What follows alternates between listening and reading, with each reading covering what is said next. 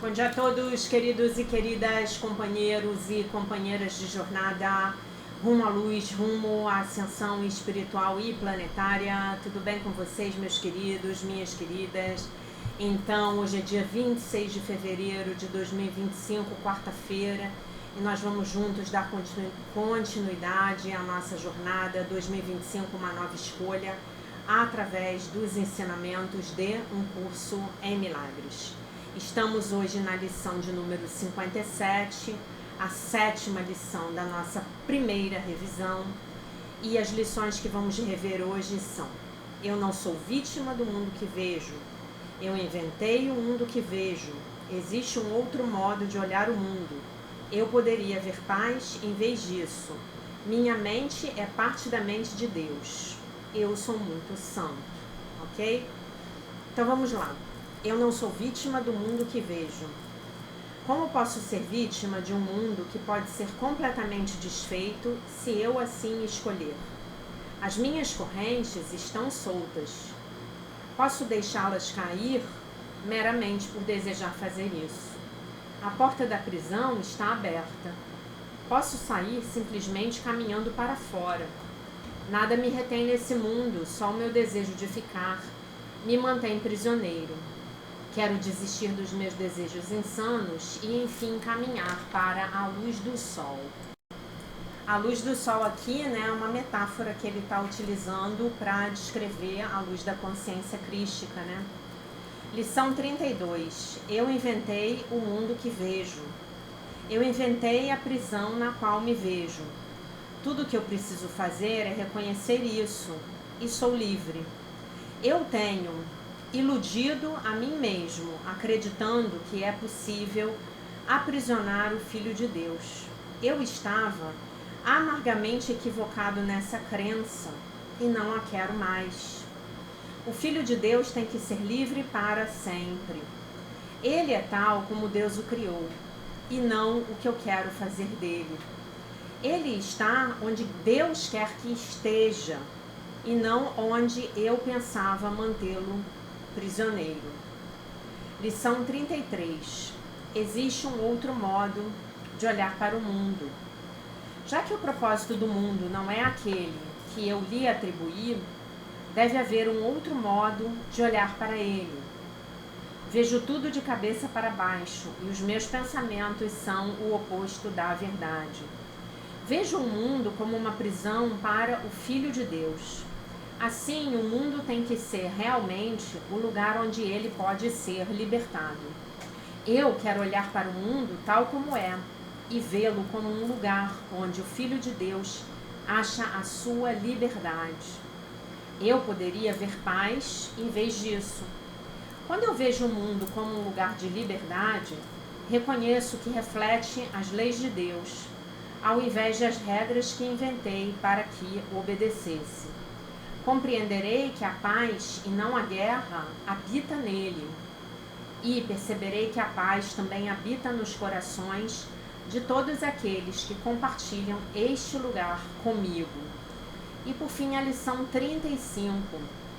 Minha mente é parte da mente de Deus. Eu sou muito santo. Ao compartilhar a paz do mundo com os meus irmãos, começo a compreender que essa paz vem do fundo de mim mesmo. O mundo para o qual eu olho se tem revestido da luz do meu perdão e faz com que o perdão brilhe de volta para mim. Nesta luz começo a ver o que as minhas ilusões sobre mim mesmo têm mantido escondido. Começo a compreender a santidade de todas as coisas vivas, incluindo eu mesmo, e a sua unicidade comigo. Então, vamos lá, vamos ver todas as lições de hoje juntas. Eu não sou vítima do mundo que vejo, eu inventei o mundo que vejo, existe um outro modo de olhar para o mundo, eu poderia ver paz em vez disso. Minha mente é parte da mente de Deus, eu sou muito santo, você pode substituir essa palavra santo com eu sou muito puro, né? Eu sou muito inocente, tá bom? Lembrando que inocente é totalmente diferente de ingênuo, tá, gente? Vamos lá para a lição 51, para a gente ler tudo de uma vez. Nada do que eu vejo significa coisa alguma. Eu tenho dado ao que vejo todo o significado que tem para mim. Eu não compreendo coisa alguma do que vejo. Esses pensamentos não significam coisa alguma. Eu nunca estou transtornada pela razão que imagino. Eu estou transtornada porque vejo algo que não existe. Eu só vejo o passado. A minha mente está preocupada com pensamentos passados. Eu não vejo nada tal como é agora. Meus pensamentos não significam coisa alguma. Os meus pensamentos sem significado estão me mostrando um mundo sem significado. Eu estou transtornado porque vejo um mundo sem significado. Um mundo sem significado gera medo. Deus não criou um mundo sem significado. Meus pensamentos são imagens que eu tenho feito. Eu não tenho pensamentos neutros. Eu não vejo coisas neutras. Eu não estou sozinha ao experimentar os efeitos do que vejo. Eu não estou sozinha ao experimentar os efeitos dos meus pensamentos. Eu estou determinada a ver. Eu estou determinada a ver as coisas de modo diferente. O que eu vejo é uma forma de vingança. Eu posso escapar desse mundo desistindo dos meus pensamentos de ataque. Eu não percebo os meus maiores interesses. Eu não sei para que serve coisa alguma. Os meus pensamentos de ataque estão atacando a minha invulnerabilidade. Acima de tudo, eu quero ver. Acima de tudo, eu quero ver de modo diferente. Deus está em tudo que eu vejo. Deus está em tudo que eu vejo, pois Deus está na minha mente. Eu não sou uma vítima do mundo que vejo. Eu inventei o mundo que vejo. Existe um outro modo de olhar o mundo. Eu poderia ver paz em vez disso. Minha mente é parte da mente de Deus. Eu sou muito santo, eu sou muito puro, eu sou muito inocente, como você preferir. Então, estamos na revisão 1. Estamos na revisão 1. Estamos confrontando aquilo que pensávamos ser a realidade. Eu sou muito santa, não é isso? Sou muito pura, sou muito inocente. Eu sou o filha de Deus, perfeito, inteiro, completo, maravilhoso, curado, íntegro e isento de pecado, tá bom? Então, essa é a revisão 1. A revisão 1. Faltam 3 lições pra gente terminar a revisão 1, né? E aí, gente, é que a gente entra mesmo na parte que é mais divertida, na minha opinião, né? Do livro de exercícios de um curso é milagres. Então, parabéns se você conseguiu chegar até aqui comigo, a lição 57, né? Faltam 3 dias pra gente passar para essa parte que é mais poética, né? Mais agradável, mais, enfim, mais bonita, né? Enfim, essa é a minha opinião. Talvez você não concorde comigo. Vamos passar para a leitura da lição do dia, do texto do dia, melhor dizendo, do livro A Linguagem da Liberdade, de Melody Beach. E aí o texto de hoje é especificamente sobre os programas de 12 passos. Lembrando que os programas de 12 passos são todos filhos do programa PAI, que é o programa dos Alcoólicos Anônimos, tá bom? Então, os programas de 12 passos, como vocês que já fizeram a jornada de cura da criança interior comigo já aprenderam, eles são programas que têm por objetivo libertar as pessoas dos vícios, né? E nós já sabemos que o vício, ele é uma consequência direta do sistema de pensamento do ego, que está baseado na tríade ímpia: pecado, vergonha no passado, culpa no presente e medo do futuro, ok? Então, o nome do texto é Os Programas de 12 Passos. Fiquei furiosa quando me vi sentada em minha primeira reunião do Al-Anon. O Al-Anon é o programa de 12 passos para os parentes e amigos de usuários de álcool. Parecia-me bastante injusto que o problema fosse dele, mas eu é que tivesse de ir a uma reunião. Mas àquela altura eu não tinha mais nenhum lugar no mundo para ir com a minha dor. Agora estou agradecida pelo Al-Anon e pela minha recuperação da codependência. O Al-Anon me mantém na linha e a recuperação me proporcionou uma vida. Esse é um texto anônimo com o qual ela começa o texto dela. O texto dela começa agora. Existem muitos programas de 12 passos para codependentes.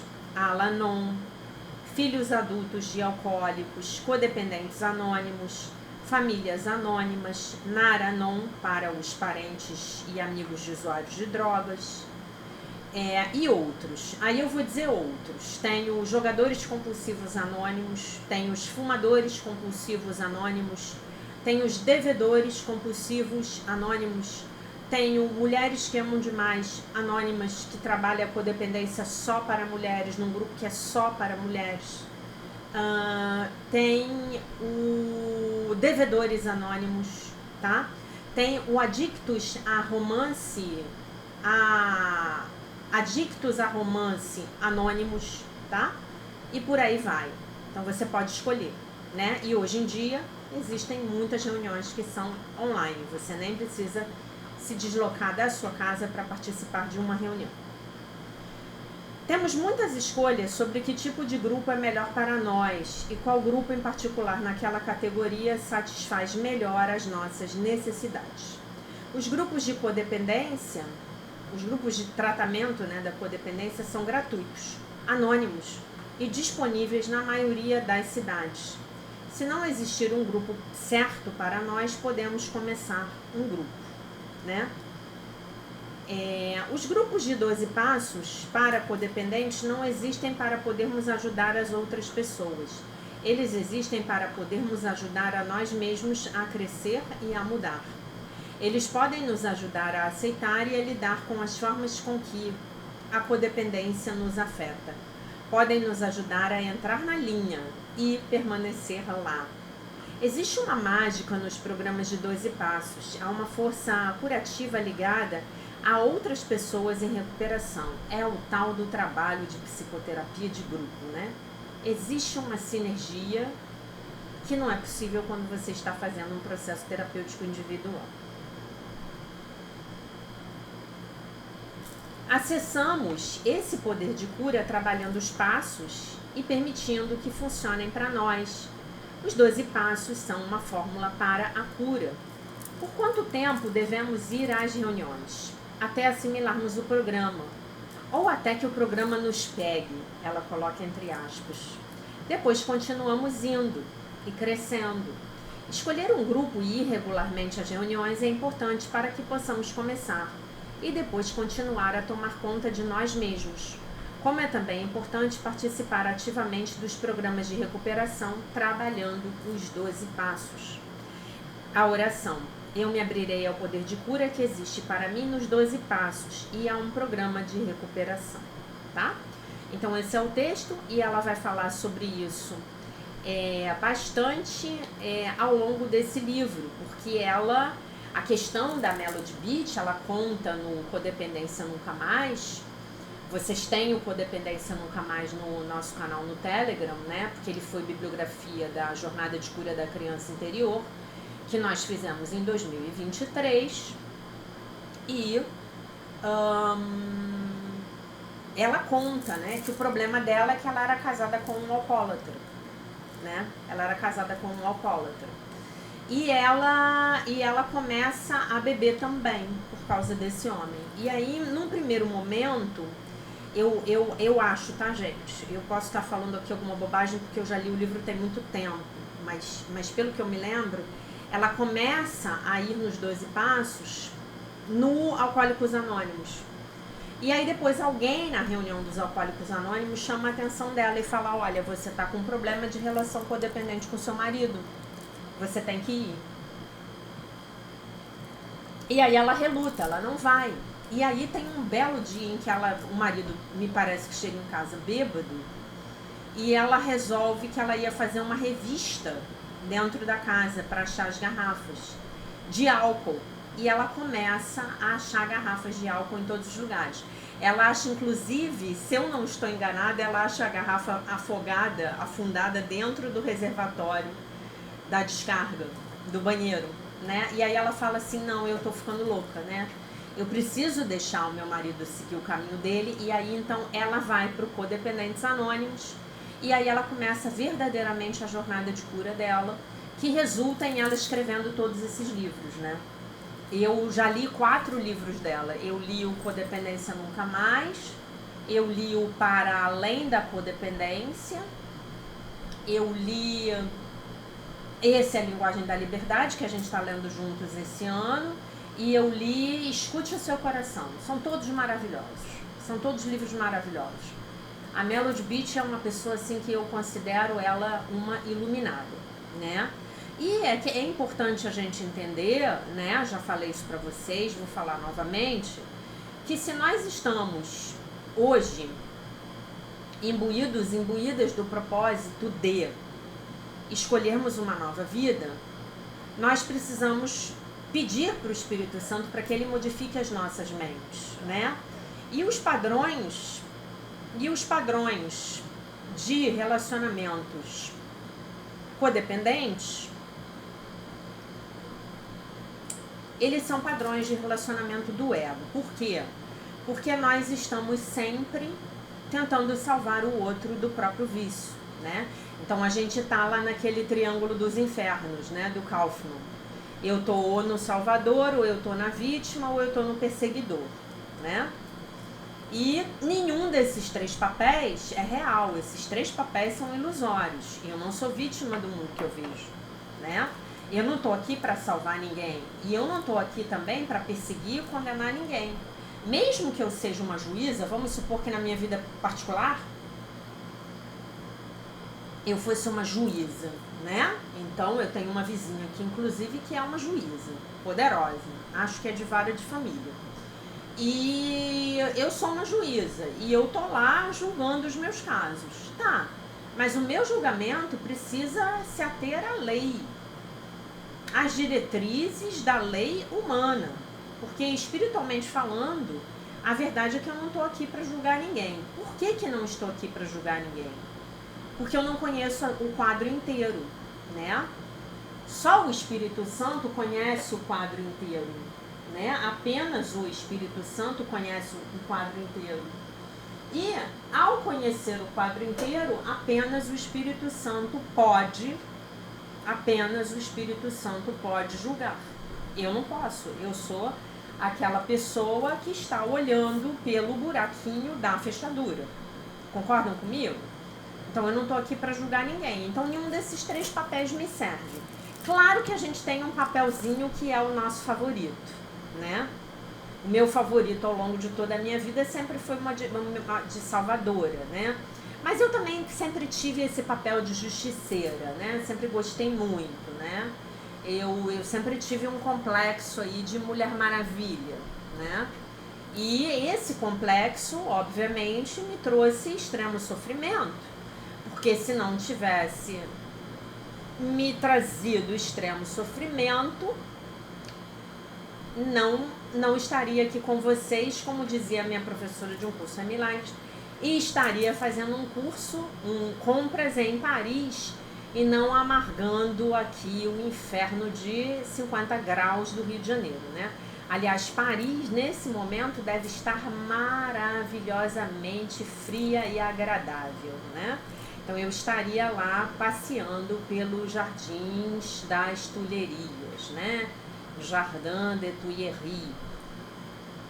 Seria maravilhoso, mas estou aqui fazendo vídeos para vocês, porque esse sofrimento, essa dor me trouxe até aqui, né? E preciso me lembrar todos os dias de que não sou um corpo, sou livre, pois ainda sou como Deus me criou, não é mesmo? Também preciso me lembrar todos os dias de que não sou uma vítima do mundo que vejo, né? E Jesus podia ter feito uma lição assim: eu não sou um salvador das vítimas que vejo. Ele poderia botar vítimas entre aspas, né? E não sou o juiz dos algozes, entre aspas, que vejo. Não sou, né? Não sou o paladino da justiça, como uma vez tive a oportunidade de ouvir de um colega, não sou o paladino da justiça, né? Ainda que esse papel seja extremamente sedutor, né? Mas, na verdade, para a gente falar sério aqui, parar de brincar, quando a gente quer salvar o outro, o que a gente quer mesmo é que o outro ache a gente bacanão, né? Bacanona, como dizia o Gaspareto, né? Sou a bacanona, né? E quando eu quero julgar também lá os algozes, eu também, poxa, eu quero ser a super-heroína, eu quero que as pessoas me amem, né? Então, quando eu tô no papel de vítima, eu quero que as pessoas me salvem. Mas quando eu tô nesse papel falso de salvadora ou de justiceira, que é o perseguidor, né, na linguagem lá do Kaufman, o que eu quero mesmo é ser amada, né? Eu quero que as pessoas me amem, eu quero que as pessoas me achem bacana, eu quero que as pessoas me reconheçam, me agradeçam, eu quero que as pessoas falem, poxa, você é o máximo, olha o que você está fazendo aqui. E isso tudo vem de uma raiz que é a falta de autoestima. E a falta de autoestima vem do desconhecimento do princípio da expiação, que nos diz que a separação de nosso Criador jamais ocorreu. Então nós estamos vivendo numa ilusão e acreditamos que Papai do Céu nos abandonou, nos jogou fora, né? Fizemos tantas bobagens que ele falou assim, eu desisto desse meu filho, esse pecador ingrato, esse miserável desgraçado, eu vou deixar ele aí chorando nesse vale de lágrimas e vou fazer coisa melhor da minha vida. Não é isso que a gente pensa? Né? E aí, quando a gente ouve essa lição aqui, olhem que interessante. Minha mente é parte da mente de Deus, eu sou muito santo. Aí a gente quer tudo, né? Menos acreditar que isso seja verdade, né? Como assim eu sou santo? Sim, eu sou santo porque eu compartilho a santidade divina. Né? É por isso que eu sou santa, é por isso que eu sou santo. Não é santo no sentido do santinho, que a gente coloca entre aspas, que é aquele que quer se fazer de bonzinho. Não, gente, às vezes os santos podem ser muito duros, inclusive, né? Se vocês lerem alguns livros que contam as histórias dos gurus indianos, que eram naquele momento considerados homens santos lá na Índia, vocês vão ver que eles eram qualquer coisa menos idiotas, né? Inclusive homens muito duros, muito severos na disciplina do ego de seus discípulos. Se a gente não disciplinar os nossos egos, nós estamos perdidos, não é mesmo? Para não falar um palavrão aqui com vocês e o YouTube bloquear este canal crístico, né? Queria contar uma coisa para vocês. Ontem à noite aconteceu uma sincronicidade comigo. Eu abri o celular, abri o YouTube e Tina Louise Spalding estava fazendo uma palestra, Canalizando Jesus. Né? E ela falou tanta coisa legal, ela falou tanta coisa otimista, ela deu uma mensagem tão bonita de otimismo, uma mensagem positiva, dizendo que nós já estamos no processo ascensional e que nada poderá parar isso, né? E ela falou muito daquela coisa que eu tinha falado com vocês anteontem, né? Sobre o nível estupendo no qual nós estamos programados. Lembra que a gente falou de geração Coca-Cola, do Renato Russo? Né? E que quando a gente está nesse nível de programação, que a mídia nos entrega, que a sociedade nos entrega, que as igrejas nos entregaram, né? É muito difícil a gente acordar, né? É muito difícil pra gente acordar, é muito difícil. E por que é difícil, gente? Porque mesmo quando a gente está em sofrimento, e aí isso é uma reflexão minha, mesmo quando a gente está no cúmulo do sofrimento, a gente quer ter razão, né? E a gente quer não sair das nossas zonas de conforto, né? Então é muito difícil pra gente o outro chegar pra gente. Vou dar um exemplo claro pra vocês aqui. O outro chegar pra gente e falar assim, olha, esse cara aí em quem você confia, esse cara aí, por exemplo, em quem você votou, olha a verdade sobre esse cara. A gente não quer ouvir. A gente não quer ouvir, né? E a palestra dela foi muito assim nesse sentido, né? de mostrar um nível de programação egóica que a gente tem, né? Que é a tal da programação da Matrix, né? Que chega um momento que o Morpheus fala para o Neo, né? Tá todo mundo dentro da Matrix e todo mundo dependente da Matrix, né? Então, se você tentar tirar essa pessoa da Matrix, essa pessoa, em primeiro lugar, não vai querer sair. Em segundo lugar, ela vai se voltar contra você. E foi mais ou menos isso que aconteceu com Jesus quando ele veio, né? Muita gente não quis ouvir, né? Aquela história do muitos serão chamados, poucos os escolhidos, que na verdade é todos serão chamados, poucos escolherão ouvir. Foi isso que aconteceu. E o discurso era tão radicalmente oposto, porque era um discurso crístico, ao sistema de pensamento do ego, que crucificaram o nosso mestre ascenso, né? Ele foi crucificado. Então é isso, né? Por sorte, nós vivemos hoje uma possibilidade de termos acesso, abrindo o nosso YouTube, assistindo um vídeo de uma mulher que está lá nos Estados Unidos, né? Nossa, isso é uma bênção, né? Temos aí alguma ainda, por enquanto, liberdade de expressão, né? E para isso você precisa repetir todo dia lá com a meditação de São Miguel Arcanjo 7 vezes: eu sou livre, eu sou livre, eu sou livre, eu sou livre, eu sou livre, eu sou livre, eu sou livre. Você tem que declarar isso, né? Você tem que declarar que você serve a fonte, você está a serviço da fonte, né? Você precisa declarar que você é o soberano da sua vida.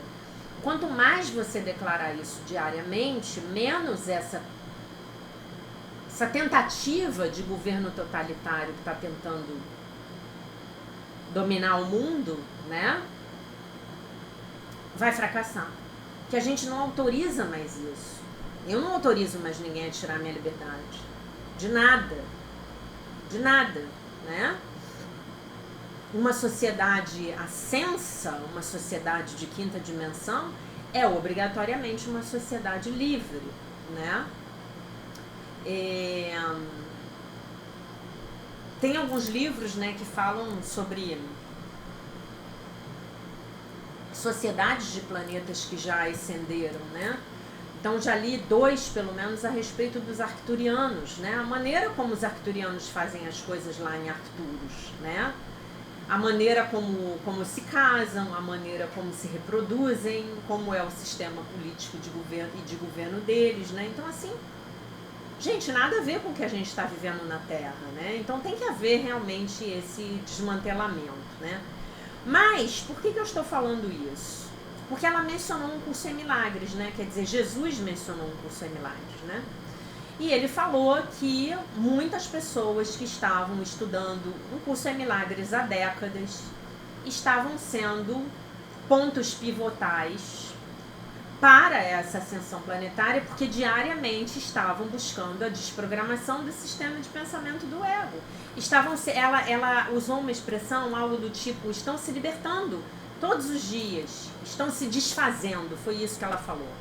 Estão se desfazendo do sistema de pensamento do ego. Então, gente, como se diz na gíria, é nós, né? É nós aí fazendo a nossa parte no plano de Deus para a salvação, né? Então, você aqui comigo, você está fazendo a sua parte no plano de Deus para a salvação, né? Você pode falar assim, nossa, mas essa mulher é megalomaníaca. Bom, pode até ser, mas como nós estamos fazendo algo que é bom para nós, para o próximo, como diria minha professora de fogo sagrado, a Mônica Oliveira, é bom para a natureza, então nós podemos continuar. Talvez efetivamente sejamos, eu aqui, a locomotiva do trem, talvez sejamos todos megalomaníacos, mas a gente não sabe, né? O que a gente sabe é que a gente está vendo a luz do Criador entrar nesse planeta, a consciência crítica se manifestar e se manifestar e se manifestar. E tinham 500 pessoas assistindo a live dela, né? E eu peguei no comecinho, então eu assisti ao vivo quase que inteira, depois eu voltei a assistir o resto, né? E é isso, gente. O planeta tá mudando, não tem mais volta, é o que ela falou. As trevas vão cair, as trevas já estão caindo.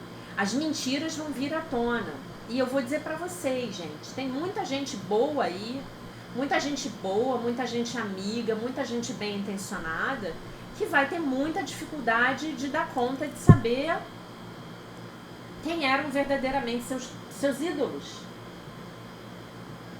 O que é que está sendo feito pelas nossas costas? A podridão está vindo à tona. E isso eu posso garantir para vocês que vai acontecer porque Plutão entrou em Aquário. Agora não tem mais volta, né? Toda a nossa podridão, a nossa inclusive, no nível individual, ela vai ter que vir à tona. Nós vamos ter que lidar com isso.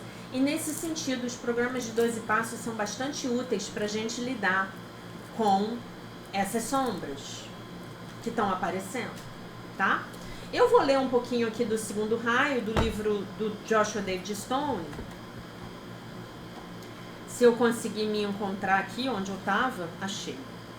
Ele vai falar do segundo raio, então eu vou ler o segundo raio para vocês, tá? A glória são os raios de Deus, né? Os 7 raios de Deus. E aí como é que isso vai funcionar no processo ascensional pelo qual nós estamos efetivamente passando hoje, né?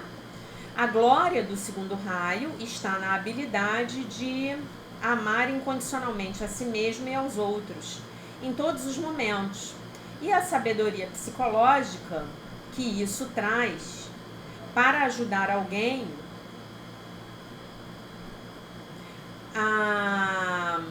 em todas as situações e com todas as pessoas.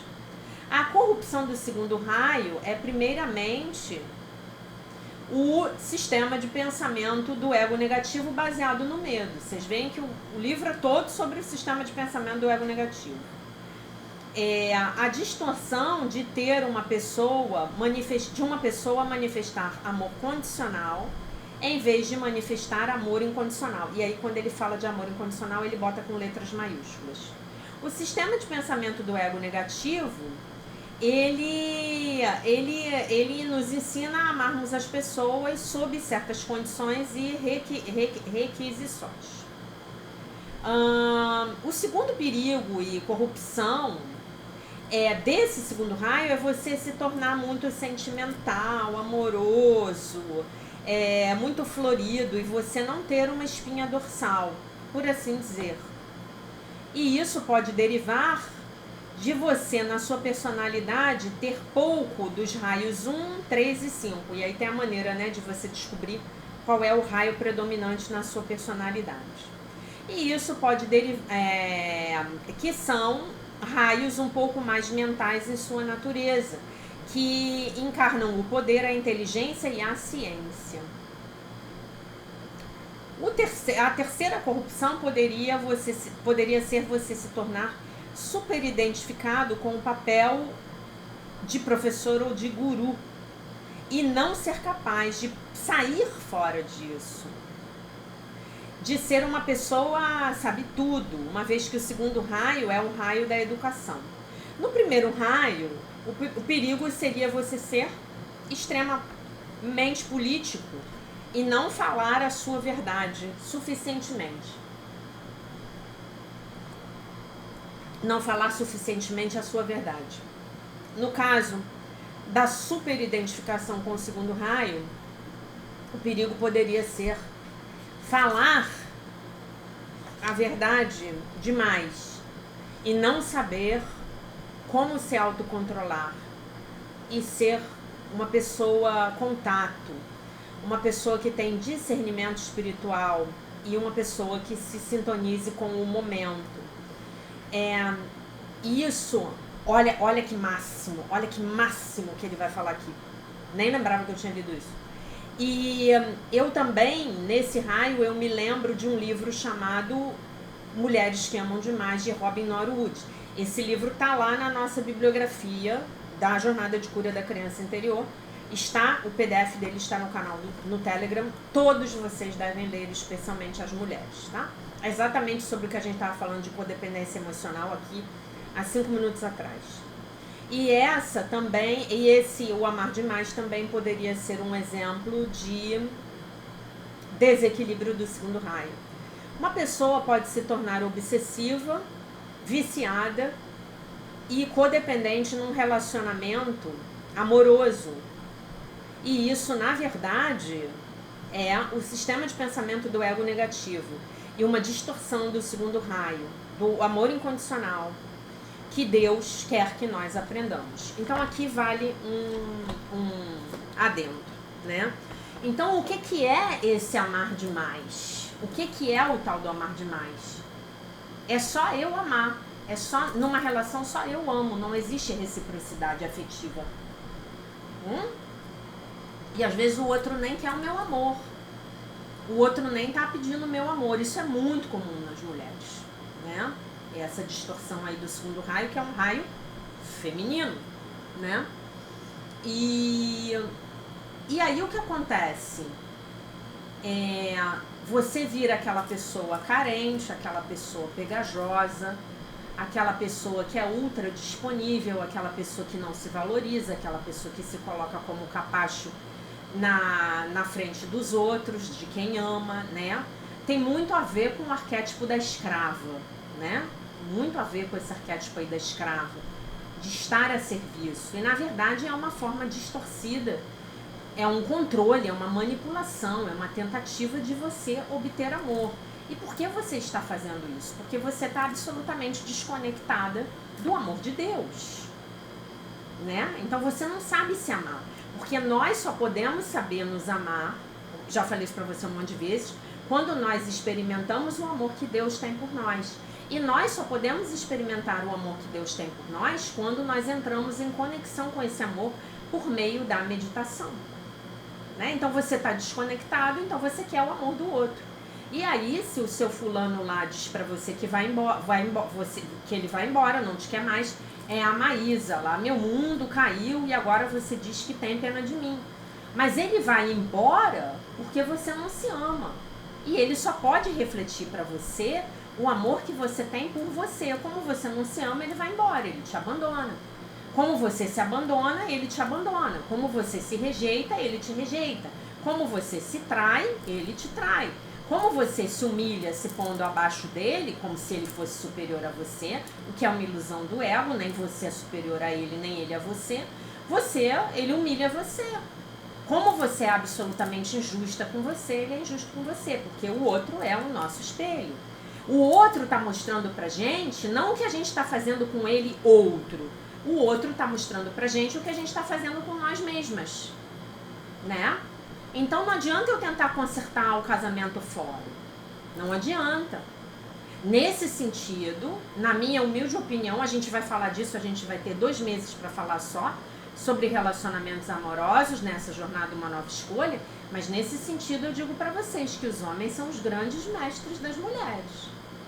Porque a indiferença deles nos ensina a nos voltarmos para Deus. É só no teu reencontro com Deus que você vai encontrar um parceiro que seja verdadeiramente, emocionalmente, física, financeiramente disponível para você em todos os sentidos, né? E o pior, a nossa sociedade romantiza o amar demais, né? Quando uma mulher é mais fria, ela é mais seca, ela é mais na dela, as pessoas dizem que ela é uma mulher não afetuosa. Não é verdade, ela é mais na dela. Ela não tá nesse melodrama da mulher que ama demais. Na Maísa, meu mundo caiu e agora você diz que tem pena de mim. Aliás, música que eu acho lindíssima, né? Mas enfim, então basicamente é isso. Então, é o sistema de pensamento do ego negativo em ação, né? É o sistema de pensamento do ego negativo em ação.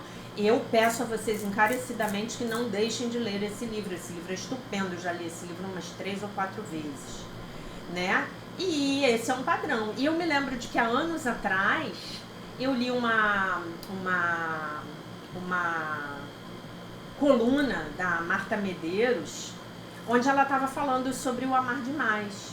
E ela falava que essa expressão estava errada, que isso não existia, que o amor só podia ser uma coisa boa e que não se podia dizer que havia como amar demais.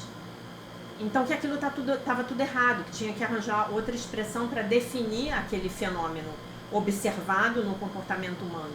Isso está errado, existe o amar demais. Porque nós estamos falando do amor do ego, do amor condicional que ele bota como com letra minúscula, né? E o amor incondicional, ele é o amor com você. Ele não é o capacho. Se ele vê, se esse amor incondicional, se esse mestre, digamos, que está encarnando o amor incondicional na sua vida, ele vê que você não se abre para receber o amor dele, ele se recolhe, ele vai embora. Ele não fica mendigando afeto. Ele não fica falando para você assim, não, peraí que eu vou fazer um cafezinho para você aqui. Não, peraí, eu vou te servir um biscoitinho, porque você tem que gostar de mim. Não, né? Então, nesse sentido, a gente só pode diferenciar as expressões como amor condicional e amor incondicional. E esse é um amor condicional, porque no fim das contas eu tô querendo que o outro me dê algo em troca. É a tal da barganha, eu não tô fazendo nada verdadeiramente de coração. É o amor para destruir, não tem o perdão para destruir, então é o tal do amor para destruir. E é doentio, sim, é completamente distorcido.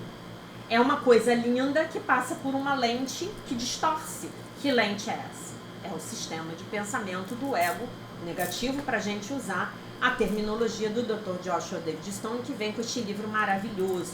Eu não vou me cansar de dizer para vocês que esse livro é uma coisa estupenda, né? Foi Deus que botou esse livro na minha vida esse ano, na nossa vida, porque ele botou o livro pra gente, né? Enfim, que livro estupendo. Gente, é isso, tá? Então essa era a mensagem para o dia de hoje. Vamos ler novamente as nossas lições para que nós não nos esqueçamos delas durante o restante do nosso dia. Eu não sou vítima do mundo que vejo, jamais. Eu não sou salvadora do mundo que vejo, eu não sou perseguidora do mundo que vejo. Eu inventei o mundo que vejo. Existe um outro modo de olhar para o mundo. Eu poderia ver paz em vez disso. Minha mente é parte da mente de Deus. Eu sou muito santa. Eu sou muito pura. Eu sou perfeita, inteira, completa, maravilhosa, curada, íntegra e isenta de pecado, assim como todos vocês. Tá bom, meus amores, minhas amoras? Então eu deixo vocês com a paz de nosso Senhor Jesus Cristo. Com um beijo imenso. E se Deus quiser, nós nos vemos novamente amanhã.